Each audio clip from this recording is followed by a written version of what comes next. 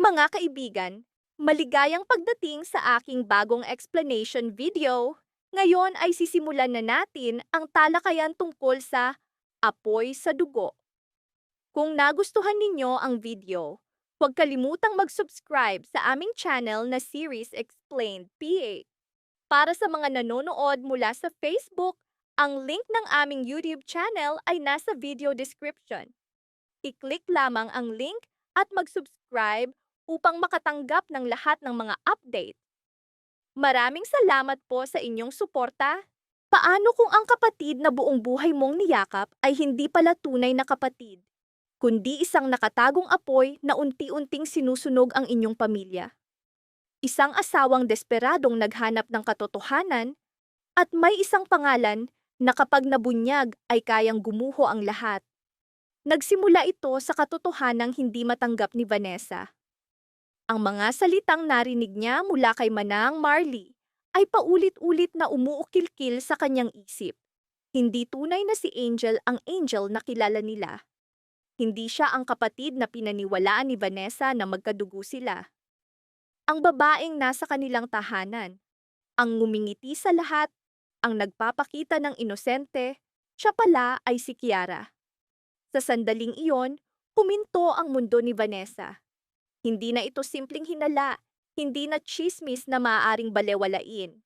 Kung totoo ang mga salita ni Marley, ibig sabihin matagal na silang nilinlang. May isang taong pumasok sa kanilang buhay, kumain kasama nila, nakinig sa kanilang mga lihim, at naghihintay ng tamang oras upang umatake. Ngunit isang tanong ang lalong nagpagulo kay Vanessa.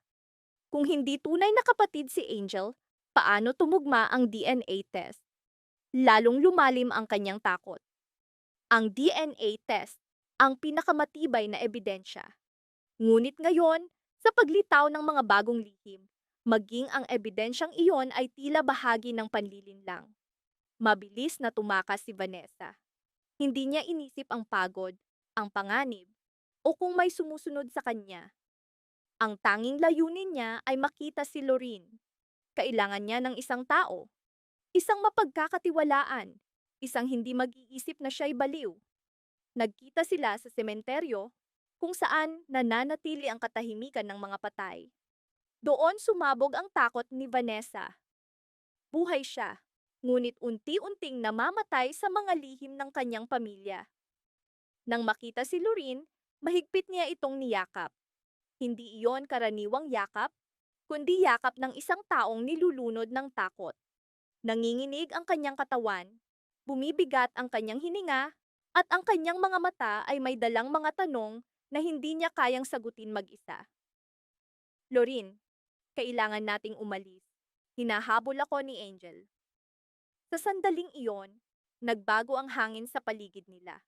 Hindi na ito simpleng hinala, hindi na lamang tanong ng pagkakakilanlan. Kung tunay ngang hinahabol siya ni Angel, ibig sabihin may dahilan, may tinatago. Isang katotohanang hindi maaaring lumabas. Habang nagmamadaling tumatakas sina Vanessa at Lorene, bawat hakbang ay tila pasan ang bigat ng nakaraan. Si Daddy Carlito, si Luigi, ang kanilang pagkawala, ang kanilang sakit, ang minsang trahedya ay ngayoy lumilitaw na bahagi ng isang madilim na plano. Sa bahay ni Lorene, ibinuhos ni Vanessa ang lahat. Ang mga salita ni Marley, ang kanyang nabasag na tiwala kay Angel, at ang kanyang takot na ang taong nasa loob ng kanilang pamilya ay hindi lamang manlilinlang, kundi isang panganib. Tahimik na nakinig si Lorene, ngunit sa katahimikan ay naroon ang takot. Hindi lamang siya nagulat, tila matagal na niyang pinaghihinalaan ang isang bagay. Ang mga piraso ng nakaraan ay biglang nagtagpi-tagpi, kaya iminungkahi niya, Vanessa, kailangan natin ng bagong DNA test. Palihim, walang dapat makaalam, kailangan nilang kumuha ng sample mula kay Angel o kay Marco. Kailangan nilang malaman kung kaninong dugo ang tunay na nag-uugnay kay Vanessa. Ngunit mas mabigat para kay Vanessa ang ikumpisal kay Marco. Kailangan niyang sabihin dito na hindi siya baliw, na lahat ng kanyang pagpapanggap, Lahat ng kanyang katahimikan ay pakikipaglaban para sa katotohanan. At dito nabasag ang puso ni Vanessa sa pag-aalinlangan. Paano niya sasabihin sa kanyang asawa na nilinlang niya ito kahit para sa kanyang proteksyon? Paano niya ipapaliwanag na ang kanyang pagkabaliw ay maskara lamang habang ang tunay na panganib ay nasa paligid nila? At paano kung hindi siya paniwalaan ni Marco? Mabilis na nauubos ang oras, kaya't tumawag si Vanessa. Nang lumabas ang numero ni Lorin sa telepono ni Marco, bumilis ang tibok ng kanyang puso. Ramdam niya, baka si Vanessa iyon. Marahil sa wakas ay maririnig niyang muli ang tinig ng asawang akala niya'y tuluyan nang nawala. At nang sagutin niya, dumaloy ang tinig ni Vanessa. Marco? Ako? Wala ng oras. Sa sandaling iyon, huminto ang mundo ni Marco. Ang tinig na matagal niyang hinanap, ang babaeng akala niya'y tuluyan ng gumuho, ngayon ay nagsalita ng malinaw. Takot, ngunit matatag. Ibinunyag ni Vanessa ang lahat. Mapanganib si Angel. Nagsusuot siya ng maskara ng kabutihan, ngunit sa loob ay may nakatagong plano. Kung hindi sila kikilos agad, may ibang muling masasaktan. Nagulat si Marco. Ano ang mas nakakagulat? Ang katinuan ni Vanessa o ang katotohanang si Angel pala ang banta na matagal nang nabubuhay sa kanilang tabi? Ngunit bago pa siya makasagot, biglang lumitaw si Angel sa kanyang likuran. Tahimik na nakatayo si Angel, nakangiti, ngunit matalim ang kanyang mga mata. Saan ka pupunta? Isang kilabot ang dumaloy sa katawan ni Marco. Sa unang pagkakataon, hindi na niya nakita si Angel bilang inosente, kundi bilang isang taong nakaririnig ng lahat, nakamasid sa lahat. At kung narinig niya ang tawag, maaaring huli na ang lahat. Sa harap ni Angel, kinailangan ni Marco pigilan ang kanyang takot. Hindi niya maaaring ipakita. Hindi niya maaaring ipaalam ang kanyang pangamba. Alam niyang, isang maling salita ay maaaring magdala ng panganib sa buong pamilya. Kaya't mabilis niyang sinabi, "Pupunta lang ako kay Lance." Isang simpleng sagot. Ngunit sa mundong puno ng lihim, kahit ang pinakasimpleng sagot ay maaaring magmukhang kahina-hinala. Hindi nasiyahan si Angel. Sinundan ng kanyang mga mata ang bawat galaw ni Marco, bawat hinga, bawat tingin. Kalmado sa labas, ngunit sa loob ay unti-unting nag-aalab ang apoy. Ramdam ni Marco na siya'y sinusundan. Habang naglalakad sa kalsada, paulit-ulit siyang lumilingon. Wala siyang nakikitang malinaw, ngunit ramdam niyang may mga matang nakatutok sa kanyang likod. Ang pagkabalisa, ang tahimik na takot, tila may naghihintay sa bawat hakbang. Kaya't binago niya ang kanyang ruta, iniwasan ang inaasahang daan, at dumiretso kay Lance. Doon, palihim niyang muling tinawagan si Lorin. Sa mababang tinig, mabilis na salita, puno ng tensyon, sinabi niya, "Hindi ako makakapunta na ngayon. Sinusundan ako ni Angel." Isang pangungusap lamang. Ngunit sapat na upang lalong lumalim ang takot ni Vanessa at Lorin. Sapagkat, ibig sabihin, hindi na hinala ang kanilang hinala. Totoong kumikilos si Angel. Siya'y nagmamasid, naghihintay, at marahil alam na niyang may isang taong handa nang ibunyag ang kanyang lihim. Para kay Marco, naging malinaw ang lahat. Kailangan niyang kumilos nang may matinding pag-iingat. Isang pagkakamali ay maaaring sumira sa lahat. Isang pagkakamali ay maaaring magdagdag ng isa pang pangalan sa listahan ng mga nawalang miyembro ng pamilya. Kaya't bumalik siya sa kanilang bahay, hindi upang magpahinga. Bumalik siya upang magtipon ng ebidensya. Tahimik ang bahay, ngunit hindi ito kapayapaan. Ito'y katahimikan ng mga nakatagong sigaw sa bawat sulok. Sa mesa nakalatag ang mga karaniwang bagay, plato, baso, kutsara. Ngunit para kay Marco, ang kutsara ni Angel ay maaaring maging susi sa katotohanan. Dahan-dahan niya itong kinuha. Bawat galaw ay may kasamang anino ng panganib. Binalot niya ito sa tissue. Maingat, Mabilis, halos pigil ang hininga. Sa loob ng karaniwang bagay na iyon nakatago ang sagot. Sino ba talaga si Angel? Kapatid ni Vanessa o isang babaeng matagal nang nabubuhay sa ilalim ng ibang pagkakakilanlan? Bago pa makalabas si Marco, muling lumitaw si Angel. Parang anino, parang multo, laging isang hakbang sa likod, laging handa. Tumagos ang kanyang tingin kay Marco at sa sandaling iyon naramdaman niyang kahit ang pinakamaliit na pagkakamali ay maaaring magdala ng kapahamakan. Ano ang ginagawa mo? Mabigat ang tanong. Hindi mahirap ang sagot, ngunit alam ni Marco na hindi sagot ang hinahanap, kundi ebidensya ng pagtataksil. Kaya't pinilit niyang ngumiti, nagkunwaring kalmado. Nag-aayos lang. Medyo magulo. Isang maliit na kasinungalingan upang protektahan ang mas malaking katotohanan. Sa kabutihang palad, nakalusot siya. Ngunit hindi nawala ang takot. Sa kanyang silid, maingat muling binalot ni Marco ang kutsara. Sa kanyang mga kamay, hindi na ito karaniwang bagay. Isa na itong sandata, hindi upang pumatay, kundi upang palayain sila mula sa panlilinlang. Plano niyang dalhin ito kay Lorin sa lalong madaling panahon.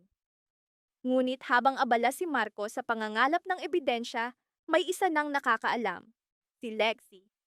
Sa kanilang pag-uusap, napagtanto ni Marco na hindi inosente ang kanyang kapatid. Ang mukha ni Lexi ay may bigat ng mga lihim. Ang kanyang mga mata ay may dalang takot. At ang kanyang mga salita ay nagbunyag ng matagal nang itinagong katotohanan. Sa wakas, inamin ni Lexi, matagal na niyang alam na maayos ang kalagayan ni Vanessa. Hindi nag-iisa si Vanessa. Ang kanyang pag-arte, ang kanyang katahimikan, lahat ay bahagi ng isang plano. Naghahanap siya ng katotohanan. At si Lexi, sa sarili niyang paraan, ay pinoprotektahan ang lihim na iyon. Ngunit hindi doon natapos ang pagkagulat ni Marco. Ibinunyag ni Lexi ang mas madilim na hinala. Ang sinabi niya tungkol kay Angel ang pinakanakakatakot. Matibay ang paniniwala ni Lexi na may masamang balak si Angel laban sa kanilang pamilya. At higit pa roon, malakas ang hinala ni Lexi na may kaugnayan si Angel sa pagkamatay ni Luigi. Sa sandaling iyon, tila pinilas ang dibdib ni Marco.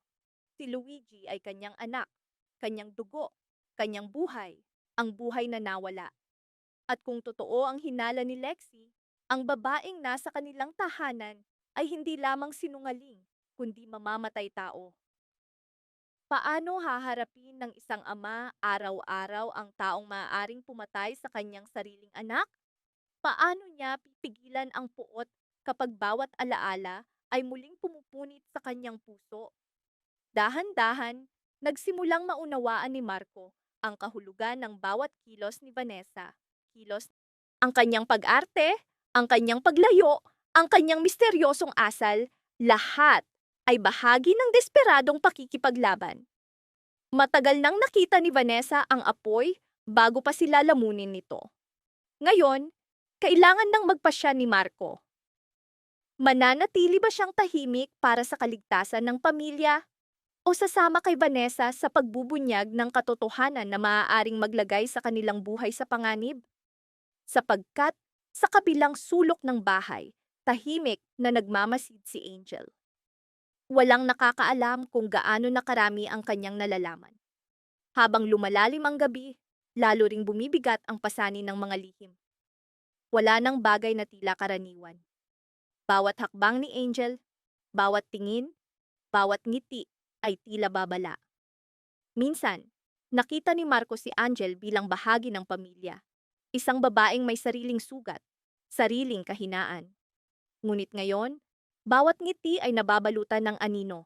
Bawat katahimikan ay may kahulugan. Bawat paglapit ay tila pagsubok. Alam na ba ni Marco ang isang bagay? At paulit-ulit na bumabalik sa kanyang isip ang tanong, kung si Angel ay tunay na si Kiara, nasaan ang totoong Angel? Bakit pumasok si Kiara sa kanilang buhay? Hindi lamang ito tungkol sa pangalan o dugo, sapagkat kung kayang nakawin ng isang tao ang pagkakakilanlan, Kaya rin ba niyang nakawin ang isang buhay, isang pamilya, isang pag-ibig, isang kinabukasan? Lahat. Samantala, si Vanessa, ligtas sa bahay ni Lorin, ay unti-unting nilalamon ng takot at galit. Ang mukha ni Angel ay patuloy na bumabagabag sa kanya. Ang huwad na kabaitan, ang panlilinlang, at iyon ang pinakamalalim na sugat. Sapagkat ang pagtataksil ng isang kaaway ay masakit, ngunit ang pagtataksil ng isang taong pinaniwalaan mong kadugo ay lumilikha ng mga peklat na hindi na naghihilom. Maaari bang maging posible ang kapatawaran para sa isang taong pumasok sa iyong buhay upang sirain ito? Ang tanong na iyon ay umalingaw-ngaw sa bawat eksena. Hindi perpekto si Vanessa. Marami siyang itinago, maraming bagay na maaaring hindi maunawaan ng iba. Ngunit sa likod ng bawat hakbang ay iisang malinaw na katotohanan. Lumalaban siya, at ang kanyang laban ay para sa katotohanan. Lumaban si Vanessa para sa kanyang pamilya, at iyon ang pinakamasakit. Sapagkat madalas, ang lumalaban para sa katotohanan ang unang tawaging baliw. Pinaniwala si Vanessa na nawala na siya ng kontrol. Pinaniwala ang iba na hindi na siya dapat pakinggan. Ngunit nang lahat ay nagduda sa kanya, siya ang pinakamalapit sa katotohanan. Si Marco, sa kabilang banda, ay nakulong sa pagitan ng puot, takot, at pagkakasala. Puot, sapagkat marahil siya'y nalinlang. Takot, sapagkat isang maling hakbang ay maaaring magdala ng kapahamakan. Pagkakasala, sapagkat kung tama sina Vanessa at Lexi, bakit hindi niya ito nakita agad? Bakit nabigo siyang protektahan si Luigi? Ang dalamhati ng isang ama sa pagkamatay ng anak ay hindi lamang nakikita sa luha, kundi sa pagkakakuyom ng panga, sa apoy sa mga mata, at sa katahimikang mas malakas pa sa anumang sigaw. Tahimik sa labas, ngunit sa loob, nagsimula na ang digmaan ni Marco. Si Lexi, sa kabila ng takot, ay piniling magsalita. Matagal na niyang itinago ang katotohanang alam niya. Hindi dahil sa kawalang pakialam, kundi dahil alam niyang may plano si Vanessa. Sa isang bahay na bawat sulok ay may mata at tenga, katahimikan lamang ang paraan upang mabuhay. Ngunit ang tanong, hanggang kailan sila mananatiling tahimik? Hanggang kailan nila hahayaan si Angel na gumala sa bahay sa ilalim ng maskara ng inosente? Hanggang kailan magtatago si Vanessa sa anino habang unti-unting nilalamon ng kasinungalingan ang kanilang pamilya? Habang mas nag-iingat sila, lalo namang nagiging mapanganib ang sitwasyon, sapagkat ang nagtatago ng lihim ay nagiging pinakanakakatakot kapag naramdaman niyang malapit ng matanggal ang kanyang maskara. Si Angel, o si Kiara, hindi na lamang hinala. Siya na ang sentro ng apoy. Sa likod ng kanyang kalmadong mukha ay nakatago ang pinakamadilim na lihim. At kung tunay ngang may kaugnayan siya sa pagkamatay ni Carlito at Luigi, matagal nang binaha ng dugo ang larong ito. Hindi na lamang ito tungkol sa DNA. Ito'y laban para sa hustisya. Bawat minuto ay naglalapit sa kanila sa isang sagot na kayang baguhin ng lahat. Ngunit kasabay nito ang pinakamalaking panganib. Kapag lumabas ang bagong resulta ng DNA, hindi lamang pagkakakilanlan ni Angel ang mabubunyag, kundi higit pa. Sapagkat ang ganitong panlilin lang ay hindi magagawa ng mag-isa. May nagtago sa kanya, may nagsinungaling, may nagplano, may nakinabang. At kung may kakampi si Angel sa loob mismo ng kanilang pamilya, mas nakakatakot ang laban nina Vanessa, Marco, Lorin, at Lexi kaysa sa kanilang inaakala. Sa madilim na silid, nakatitig si Marco sa sample na hawak niya. Para sa kanya, hindi na ito karaniwang bagay, kundi huling piraso ng pag-asa. Ngunit sa labas ng pinto, may aninong mabilis na dumaan. Hindi siya sigurado kung iyon ay pagkakataon lamang o kung may nakakita sa kanya. Kung nakita siya ni Angel, ang susunod na hakbang nito ay hindi na simpleng pagmamasid. Maaari na itong simula ng paghihiganti. Kinabukasan, tila normal ang lahat sa loob ng bahay. Tawanan, usapan, galaw, lahat ay mukhang karaniwan. Ngunit sa likod ng bawat ngiti ay may takot. Sa likod ng bawat tanong ay may hinala, at sa loob ng bawat katahimikan ay may mga lihim na naghihintay na sumabog. Si Marco, na minsang nalito sa asal ni Vanessa, ay unti-unting nagigising. Napagtanto niyang ang mga kilos ni Vanessa ay hindi kailanman kabaliwan. Ang kanyang takot ay hindi karaniwang takot. Lumalaban si Vanessa sa isang kaaway na nakangiti mismo sa kanilang harapan. At iyon ang pinaka-nakakatakot na katotohanan. Hindi lahat ng panganib ay dumarating na may sigaw. Minsan, nakaupo lamang sila sa hapag, nakikinig, nagmamasid, naghihintay ng unang pagkakamali. Si Vanessa, bagaman ligtas sa bahay ni Lorin, ay hindi maibsan ang bigat sa kanyang dibdib. Nais niyang bumalik, harapin si Angel, isigaw sa lahat na may manlilinlang sa kanilang pamilya. Ngunit alam niyang hindi sapat ang galit. Kailangan ng ebidensya. Sapagkat kung walang ebidensya, madaling tawaging baliw ang isang babae, patahimikin at ipahiya. Kaya't kailangan nilang maghintay sa resulta ng DNA test. Bawat sandali ng paghihintay ay lalo lamang nagpalalim sa takot. Bawat minuto ay pagkakataon para kay Angel upang magtago, purahin ang ebidensya, muling umatake. Si Lexi, sa kabila ng kanyang pangamba, ay naging pinakamahalagang tinig sa dilim. Tiniyak niya kay Marco na hindi nag-iisa si Vanessa. Ibinunyag niyang matagal na niyang nauunawaan ang katotohanan. At higit sa lahat, inamin niya ang kanyang paniniwala na ang pagkamatay ni Luigi ay maaaring hindi aksidente. Si Luigi, isang pangalang tumusok sa puso ni Marco na parang talim. Sa tuwing binabanggit, bumabalik ang mga alaala, muling lumilitaw ang mga tanong, at muling sumasakit ang katotohanang hindi na muling mayayakap ng isang ama ang kanyang anak. Kasabay nito ang puot, nakabaon sa katahimikan. Kung tunay ngang may kamay si Angel sa pagkamatay ni Luigi, paano pipigilan ni Marco ang kanyang galit? Nanatiling misteryosa si Angel. Walang takot o galit na lumitaw sa kanyang mukha. Sa halip, tila mas lalo siyang lumakas. Ang kanyang mga mata ay may kakaibang titig. Tila alam niyang may gumagalaw laban sa kanya.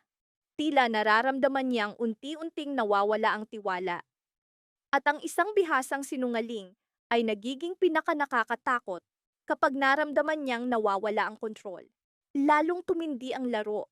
Si Vanessa, na minsang tinawag na baliw, ngayon ay may hawak ng pinakamahalagang piraso ng katotohanan.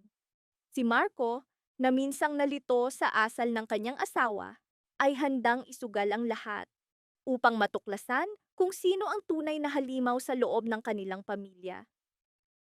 Si Lorin, na naging kanlungan ng mga lihim, ngayon ay tulay kung saan maaaring lumitaw ang katotohanan. Si Lexi, na matagal ng tahimik na nagmamasid, ay tuluyan ng tumindig. Malinaw, kailangan nilang makipagtulungan kay Vanessa, kung hindi ay mawawala ang lahat. Ngunit sapat ba ang kanilang lakas laban sa isang kaaway na matagal nang nabubuhay sa loob ng pamilya? Kaya bang ilantad ng isang DNA test lamang ang panlilinlang? O may mas malalim pang misteryo sa likod nito? Kung si Angel ay tunay na si Kiera, ang pinakamalaking revelasyon ay hindi lamang ang kanyang pagkakakilanlan, kundi kung bakit niya pinili ang pamilyang ito. Sino ang kanyang pinaparusahan? At sino ang susunod niyang magiging biktima? Sa huli, hindi lamang kasinungalingan ang bumabagabag sa pamilya ni Vanessa. Sila'y binabagabag ng mga multo ng nakaraan, mga pagkamatay na walang hustisya, mga sugat na ibinaon sa huwad ng ngiti, at mga lihim na naglalagablab na parang apoy sa ilalim ng kanilang bubong. Habang mas lumalapit sila sa katotohanan, mas nagiging malinaw, walang ganap na inosente sa bahay na ito. May nagpanggap, may nanahimik, may nagtiwala sa maling tao. May nagtago ng sakit. May sumira sa iba upang iligtas ang sarili. Kung ikaw si Vanessa, hanggang saan ka lalaban upang patunayan na hindi ka baliw? Kung ikaw si Marco, magkakaroon ka ba ng tapang na harapin ang babaeng maaaring may kaugnayan sa pagkamatay ng iyong anak? At kung ikaw si Lexi, mananatili ka bang tahimik kahit alam mong may ibang maaaring masaktan? Ang pinakamalaking tanong ay nananatili. Si Angel ba talaga ang utak ng lahat? O may mas malaking nilalang na nagtatago sa kanyang likuran? Sapagkat kapag lumabas ang resulta ng DNA, maaring hindi dugo kundi puot ang tunay na nagbubuklod sa pamilyang ito. At madalas, ang apoy na sumisira sa isang pamilya ay hindi nagsisimula sa galit, kundi sa mga lihim na matagal nang ibinaon. Maraming salamat sa panonood ng buong video. Para mapanood ang susunod na episode explanation, huwag kalimutang mag-subscribe sa Series Explained PH channel.